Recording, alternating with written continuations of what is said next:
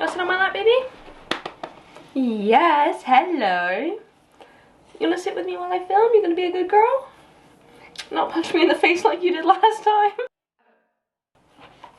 Hello friends, and welcome back to my channel.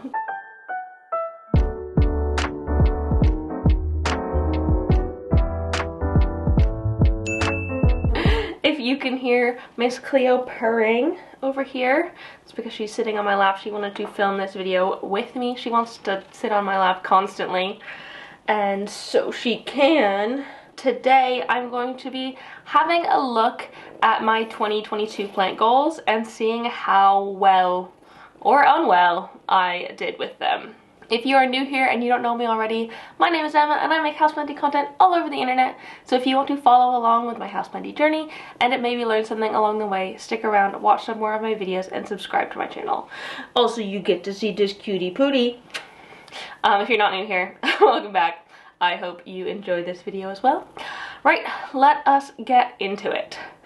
So I never made like an official plant goals video, which I do plan on doing in 2023, talking about my exact goals and what I hope to achieve with my plant collection over the course of the year. I didn't do an official one of those for 2022.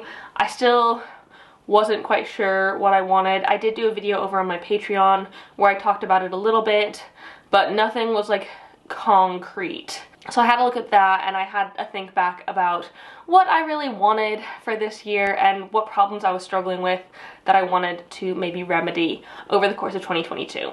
So the first one, the biggest one, I made it my goal to not buy any plants in 2022. I think you can all guess how that went. It obviously did not work. I don't know how people manage to do it. Like, I don't get it.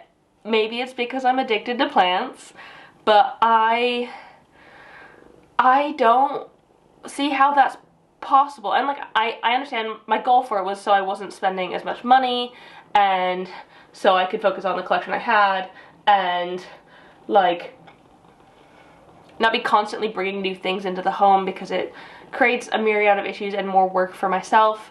So I didn't want to be like constantly buying plants. I made it until January something without buying a plant. And that plant was for a video, but still I didn't make it very far in my plant no-buy journey. I tried to like just stick to swaps, and I think I did a really good job of attempting to do more swaps this year than in previous years. Like, if there was something that I really wanted where it's just like one thing, I wasn't in the need for like a plant shopping fix, I would try and see if I could find it like through someone I knew or like on Facebook or something like that before I bought it online through a shop.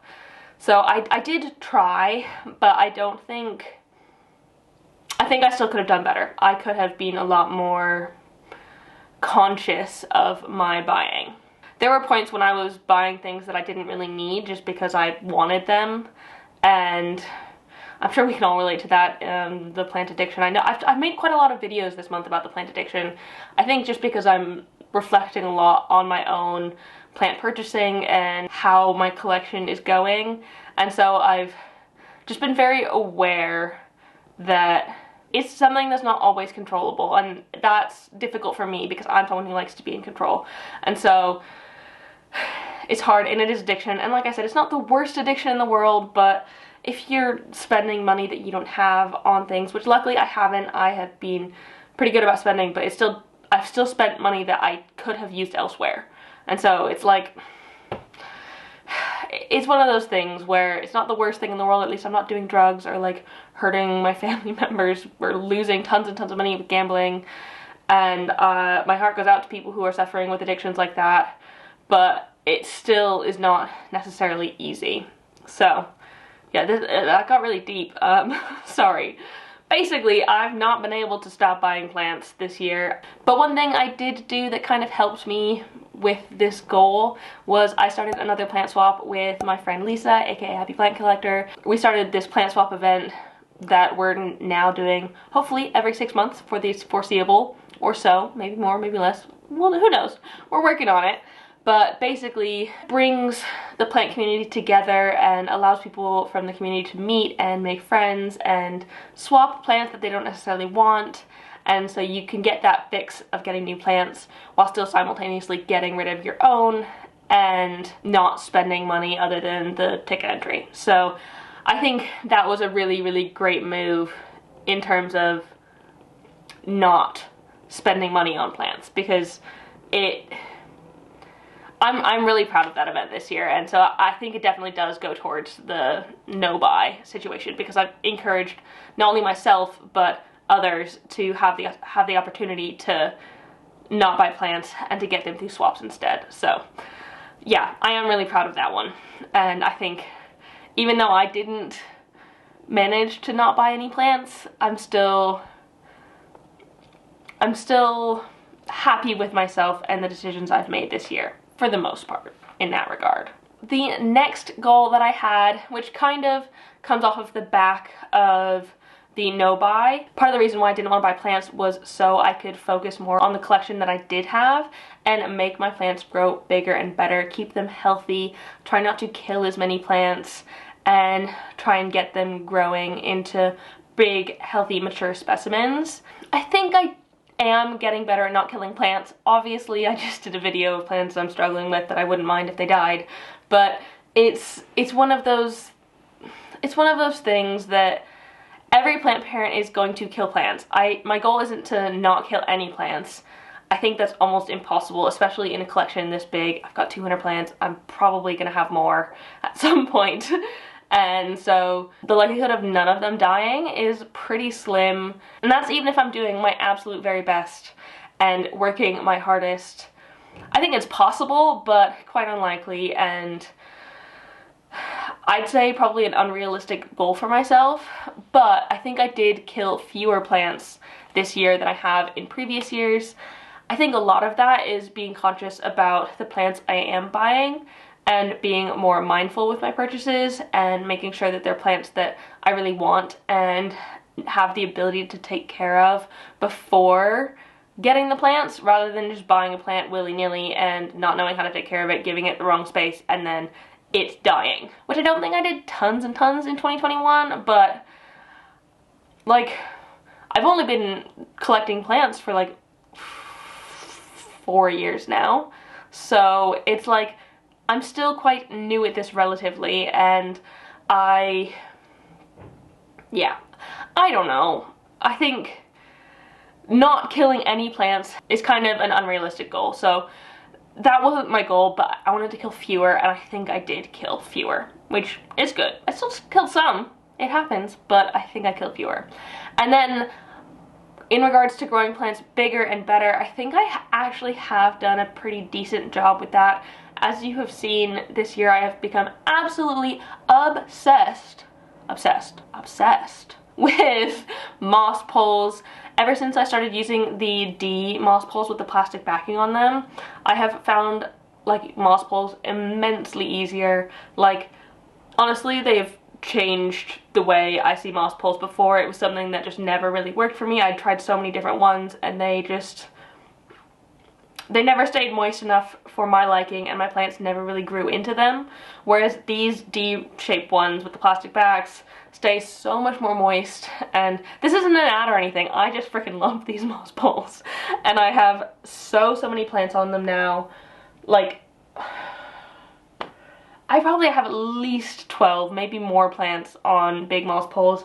And I started doing the lazy poles as well to try and get smaller plants to upsize from a younger age. So I've just really been moss pole heavy in the past year, which I think is good, and I think it has benefited a lot of my plants, and it has encouraged some to grow bigger, more mature leaves. I think it definitely has. Not necessarily as mature as I would have wanted. I think I was seeing Sydney Plant Guy's photos and reels and videos and whatever, and his plants are literally like gigantic, and I was quite envious of that. And I know he's been growing plants for ages, and he lives in Australia, and so they get a little bit more light down there than we do, and they've got a warmer climate, etc. not to make excuses for myself, but I think he has extremely great conditions for his plants, and I can understand why they're growing really big. And I think I again, unrealistically set the goal for myself to grow plants big, big, big, like his, because I wanted them to. And I just don't think I quite have the environment for that. I don't think I get quite enough light in my flat. And I do use tons of grow lights. All the lights on except for my softbox in my home are almost always grow lights. I rarely ever use the overhead lights because I don't like them. And so I think I have added a lot of extra light to my plants this past year because I've been trying to keep them healthier and give them the hours of light that they want and the amount of brightness, because a lot of plants want brighter light. And I could probably get away with not having as many grow lights, but my plants probably wouldn't grow as well or as quickly or as big of leaves if I did. So it's one of those things where it's a trade-off, isn't it? And because this is my job, I'm justifying having tons of grow lights. We could talk more about that in a future video, but yeah, it's just, it's one of those things that I wanted to make the plants grow really big, and I think in some cases I have grown plants quite big. I showed you in the most grown plants video, I do have some plants that have grown proper large leaves now, and that makes me immensely happy. But I don't think as many as I wanted grew really big. I mean, still a goal for next year, keep growing my plants big. My third main goal was to get rid of all of my pests. I think at the end of December, early January, I was suffering with many plants with thrips and spider mites. It was kind of the first real time I was experiencing a lot of spider mites in my collection, and it was quite a shock to me. I wasn't prepared for it, and I have done a lot this year to work on the pest situation, and I think I've done a lot quite successfully. I have been a lot more on top of keeping things pest free as best as I can, and when something has pests, I've been much more on top of repeating treatments, which is something that's so important when you're dealing with pests. It's very unlikely that you're going to give like plants with spider mites one treatment and they'll be rid of spider mites. You might think that they're gone, but there's still eggs down there that just haven't hatched yet, and so you putting them back into your like main collection, taking them out of quarantine after their one treatment will not be enough to get rid of the issue, and it can cause more damage because it's spreading to more of your plants. So that was one of the things that I was not very great at, given I hadn't had spider mites before, which I know are a bit more of a problem in that way. I had mostly had thrips, and with Pronto you sometimes can get away with putting them back after just one use, but I think I had pretty much been dealing with thrips pretty consistently almost all of 2021. There's probably at least one plant or another that had thrips on them, and that was something I did not want anymore. I was so tired of dealing with thrips and finding new plants with thrips on them. It's just like super demoralizing, and so part of the goal was to get rid of them completely. And I'm not saying that I have, but knock on wood, I don't think any plants in my collection have thrips at the minute, and I think that is largely due to using predatory mites as preventative measures. So in the middle of the year, I think July or so, I started my subscription to the predatory mites, where they send me predatory mites every 6 weeks. Well, I buy predatory mites every 6 weeks, but it's an automatic, like direct debit kind of spend, and they get sent to me, and I don't have to remember when to renew the sachets, which is immensely helpful. Before that, I was having to remember how long it had been between, or like since I had last put up the sachets, and so that was kind of a pain. But ever since I've had the subscription, the predatory mites have just been throughout my collection, here and there. I do only have 10 sachets, which I probably could get more to cover a broader scope of my collection, but I think I have one in every major area of my plant collection. And I should probably double up my subscription. But I genuinely think that they have massively helped, because if I have 1 or 2 thrips here or there, they will get rid of them, they will eat them, kill eggs, kill larvae. They won't kill adult thrips, so if you've got adult thrips, it's going to be a bigger issue. Watch my predatory mites video if you want to know more about that.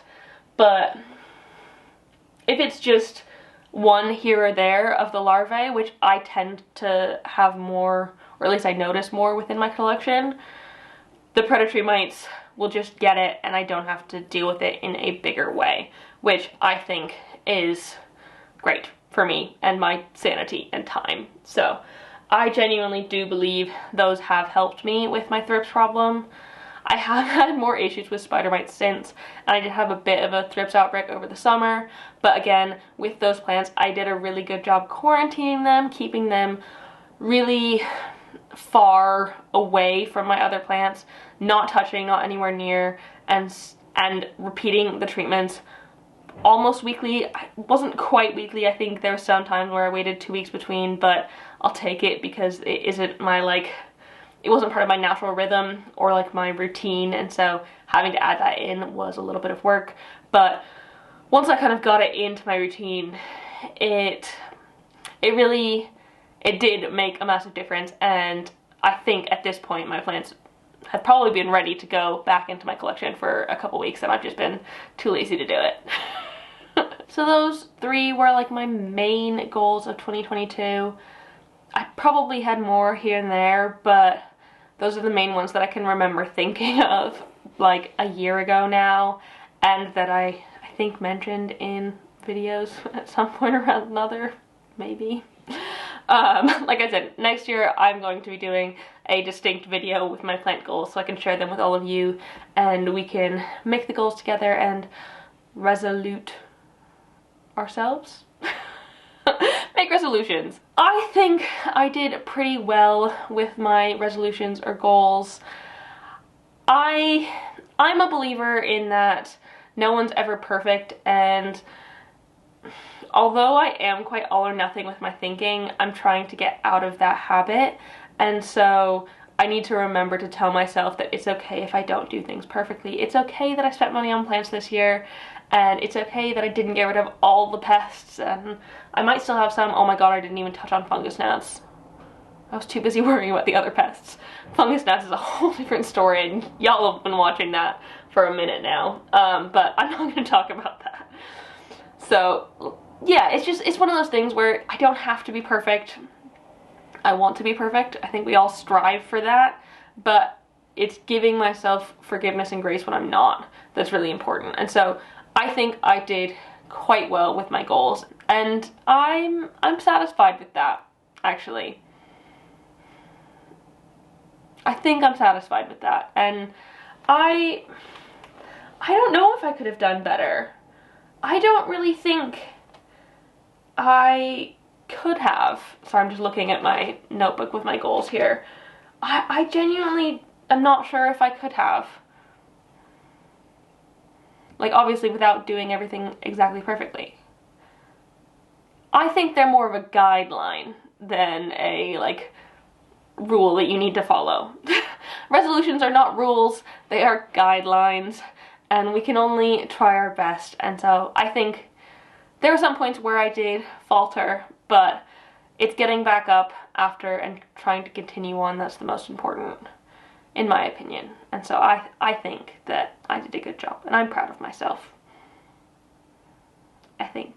I hope. I am proud of myself. I worked really hard this year. I know that wasn't one of my resolutions. I worked damn hard, and I am proud of myself. I've got to be proud of myself. I'm the most important to me. I need to be proud of myself. The more I say it, the more it gets into my head, right? So yeah, that is it. Those were my goals for 2022 and how I think I did with them. Yeah. I hope you enjoyed this video. If you did, please leave your thumbs up down below and comment on whether or not you did well with your planty goals of 2022. Maybe your new goals for 2023. Let me know what they are. I want to know, like, what can we help each other achieve in the year going forward, and how can we do that? So yeah, and don't forget to subscribe for more. Thank you so much for watching, and I will see you next time. Say bye, Cleo. Bye, Cleo. Bye.